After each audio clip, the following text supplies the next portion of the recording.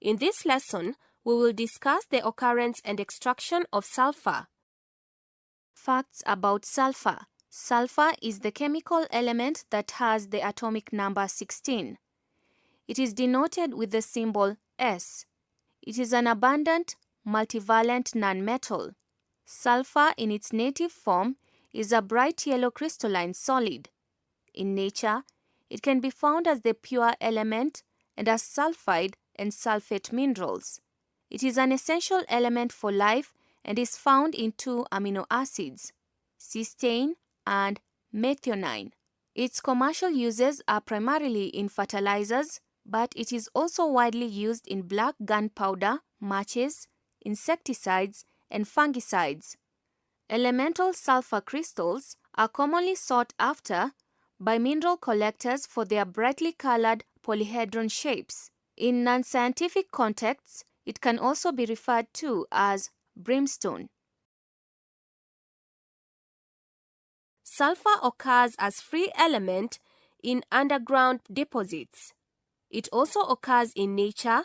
Sulfur-containing compounds, for example, metallic sulfides, iron pyrites, zinc blende, lead sulfides, copper pyrites.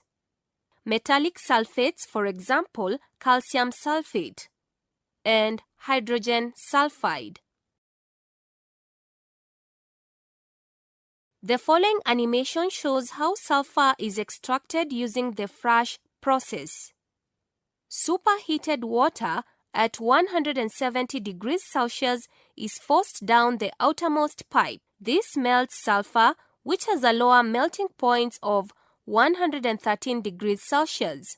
Hot compressed air is down the innermost pipe to force mixture of molten sulfur, water, and air out through the middle pipe. This mixture is then collected in tanks. In tanks, the sulfur cools and separates out with a purity of over 99%.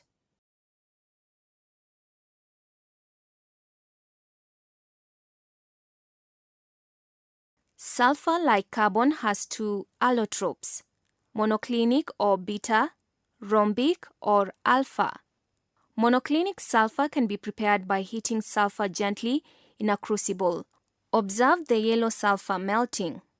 A crust of sulfur forming on the surface of the molten sulfur. Needle-like crystals on the sides of the crucible. Monoclinic sulfur is a yellow crystalline solid with a melting point of 1190. It is obtained by allowing molten sulfur to solidify. Long needle-like crystals are formed on the walls of the container. The monoclinic sulfur is stable at temperature above 960 degrees. Below 960 degrees Celsius, monoclinic sulfur gradually changes to rhombic sulfur. Rhombic sulfur consists of relatively large yellow octahedral crystal with melting point of 114 degrees Celsius. The crystals are stable at temperature below 96 degrees Celsius, and above this temperature, they slowly change to monoclinic sulfur. 96 degrees Celsius is the transition temperature of the 2 allotropes. There are other forms of sulfur: amorphous sulfur and plastic sulfur. Each sulfur molecule contains 8 atoms arranged in crown-shaped ring. The sulfur atoms are joined by strong covalent bonds. Weak intermolecular forces exist between the sulfur molecules. Hence, sulfur has a low melting point. Observe the following animation and note how the 8 atoms of sulfur are joined by covalent bond to form a crown-shaped ring. Observe how they are joined by weak intermolecular forces. Each sulfur molecule contains 8 atoms arranged in crown-shaped ring.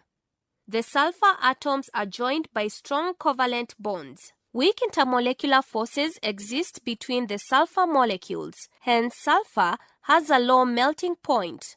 Sulfur occurs as S8 molecule at room temperature.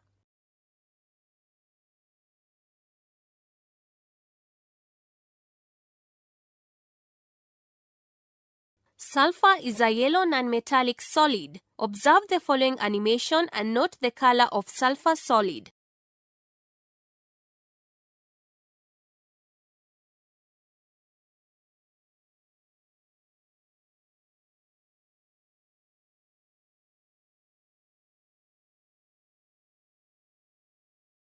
Sulfur burns in air or oxygen with a blue flame to form sulfur 4 oxide.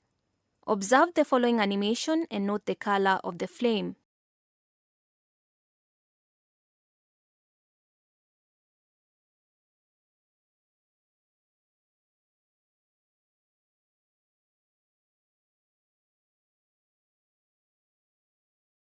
Sulfur reacts with most metals to form metal sulfides. Observe the following animation and note yellow color of sulfur and gray color of iron powder in the mixture. Black solid formed after heating.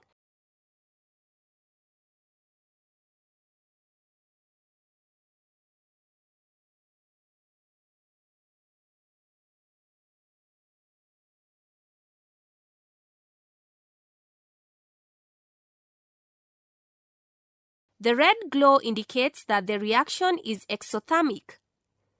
The yellow sulfur reacts with gray iron powder to form a black. Sulfur is used in many ways as shown in the following illustrations. Observe the following photographs.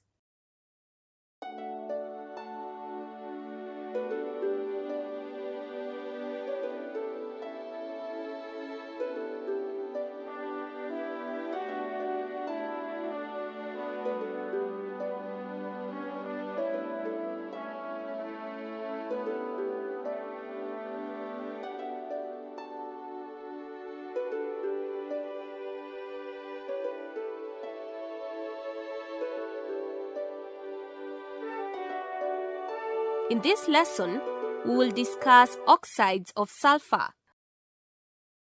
Sulfur 4 oxide is readily generated by reacting sulfite salts with dilute hydrochloric acid.